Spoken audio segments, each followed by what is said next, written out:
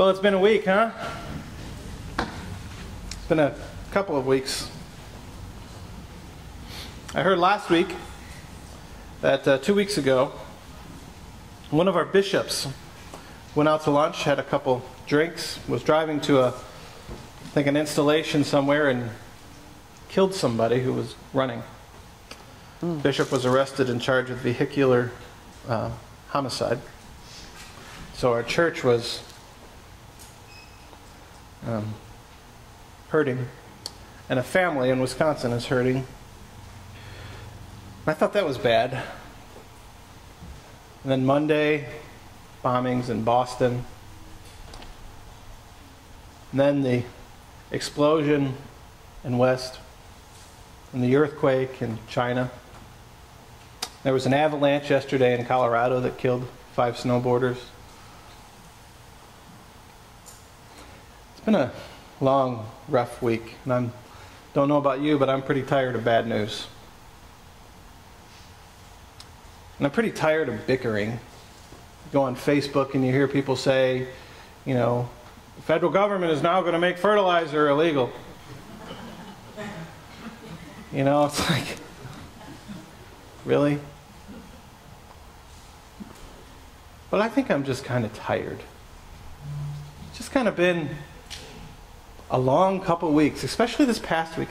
Anybody else have a really long week? Yeah. Like, what's next? And so, we have this Psalm 23 that I think many of us have probably heard before. It's the funeral psalm. Though I walk through the valley of the shadow of death, and we know this week that shadow has loomed larger in our lives every time we turn on the television. It's somebody else, somewhere else. But sometimes it's so close to home. So I thought I was going to write a sermon, almost like a funeral sermon today, for today. But in reading this text over and over and over and over again, you know, this text isn't about death.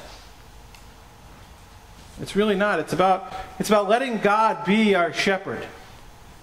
The Lord is my shepherd. I shall not be in want. When I think of a shepherd, I guess the best modern day example I can give, and I've probably given this before, is like shepherding is like trying to walk your dog without a leash. Mm-hmm. You know, trying to get your dog to go in the right place. And as a shepherd, you have sheep, which are a number of sheep, and so trying to get them all to go in the same place. But in reality, I think the shepherd is what influences us in life and guides us in life. And I think this text gets at 2 of the greatest influences in our lives. The Lord is my shepherd, I shall not want. Well, I don't know about you, but there's a lot of things I want. How long would it take you to write a list of 10 things you wanted? Not long?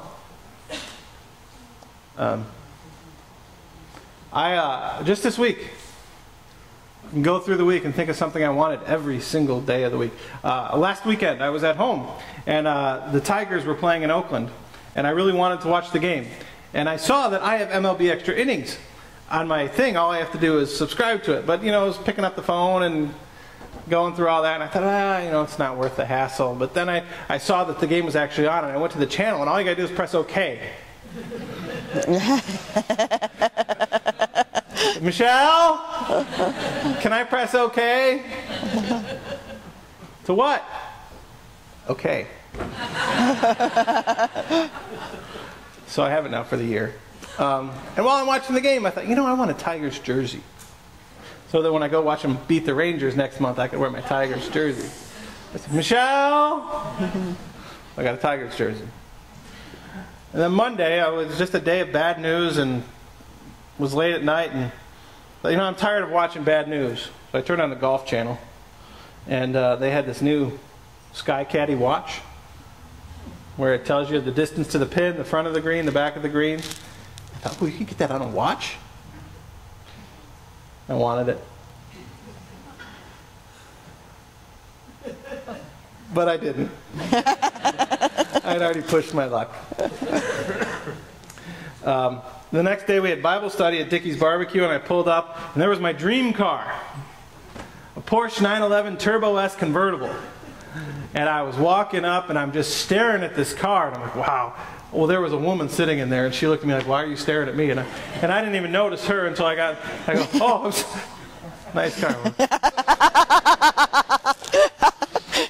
I didn't order a Porsche this week. Every week, every day, there's something that just comes up that we just want. And I think want is one of the shepherds in life. It leads us to do so many different things. Because we want something, we will do something. We will save up for something, we will go. But maybe in our careers, we want to get ahead. And so we do whatever it takes. I remember when I was in college, I did an internship at WJR News Radio 760 AM in Detroit. I wanted to be on the radio. And I thought that would be a cool job. I'd get to meet famous people and that kind of thing. And so I did this internship there. It's one of the largest news stations in America. And I was there doing my internship, and this guy walked in. His name is Ken Kale. And I had heard the name before. And I was interested to go, oh, this is the voice of the Detroit Red Wings. I'm like, oh, no way. And I'm like, yeah, of course, and we were talking. He goes, yeah, you should come down and spend a night in the press box with us and help us. And I'm, oh, that's great. I grew up listening to you. Well, this is my second season. Oh. Needless to say, I didn't get invited down to the press box. But, there's times in life when we will tell lies to get ahead, even if they're white lies. Like, I just assume this guy, I like hockey, I guess. It's a better game to watch than listen to, though. Especially when on your Red Wings, there's 15 guys from Russia whose last names are really hard to, it's just hard to listen to. So we tell little white lies to try and get ahead, to try and get things that we want. And so when we're going after things that we want, we end up oftentimes sinning. And so we end up in the shadow of lies or the shadow of greed.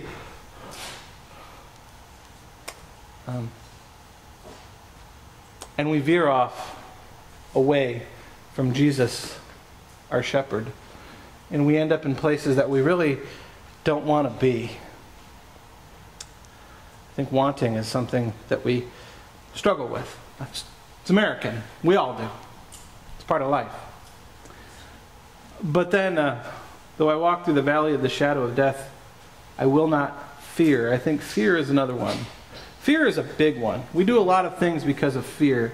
Fear shepherds us. It makes us who we are almost. That's the reason terrorists, Jeff and I were just talking about that before. Were we talking about that? Yeah, we were talking about that. My mind is like, that's what terrorism is about. It's making us fear. And so we fear a lot of things. And so that fear drives our lives.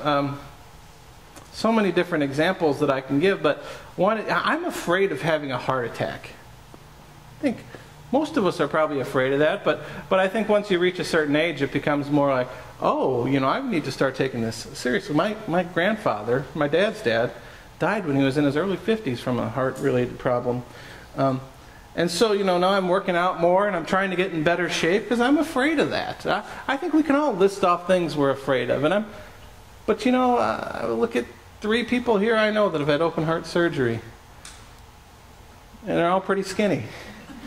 And so it's one of those things that's like, 2 of them are like addicted to Dr. Pepper. But other than that, they're pretty healthy guys. It's like one of those, you can fear it and you can try and live your life in such a way that it's not going to happen to you, but you really don't have control. I'm afraid of heights. I'll admit it. I'm afraid of snakes. Most reptiles, actually. I don't understand how people have snakes as a pet. Does anybody here have a snake as a pet? I'm not trying to offend you. I'm just afraid. I think we can all list a lot of things where if I'm afraid of North Korea hitting the button, I'm afraid. But like David, I'm afraid of dying. And I think most of us here, if not all of us, believe that there's something really good on the other side of death. And And I'm not really afraid about what's on the other side of death. I was talking with some friends yesterday about this. I'm afraid of the dying process. About the actual process of dying. And I think our fears so often influence the way we live. And I wouldn't say that our fears make us really sinful. They make us do bad things. But there's a great confession we do that I am in bondage to sin. I forgot how it goes. And cannot fear yourselves, but what we have done and what we have left undone. There we go. I think fear makes us do the things that we have left undone, or not do them. There's a lot that we could be doing in this world, a lot deeper relationships that we could be in, a lot more we could do to serve God, to serve our God who is guiding us, but because of fear, we stand in the shadows. And so we spend our lives in the shadows of sin, in the shadows of death, and those shadows get bigger, and that's all we can see. So where's the good news? Because when your life explodes,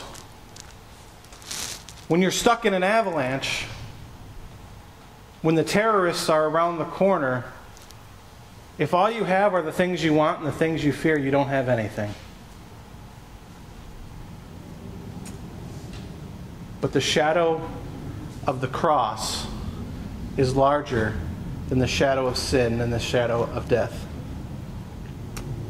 When you're looking at a hurdle in front of you that you're afraid to go over, I can promise you that the shadow of the cross is stronger and taller.